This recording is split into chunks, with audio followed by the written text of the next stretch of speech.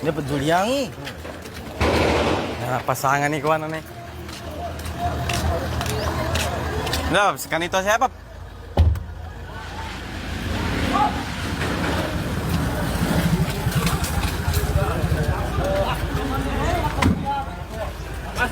Kami na yan. Dalawa sa mga escort ng alkalde ang sugatan at kasalukuyang ginagamot. Batay sa mga naunang ulat ng mga otoridad, ilang krimen at political killings ang naitala na sa lugar noong mga nakaraang taon. Kaya tinitignan kung konektado ang insidente sa mga local armed groups o political tension. Nagpapatuloy ang investigasyon ng mga otoridad sa insidente at inaasang masihigpitan ang seguridad sa nasabing bayan.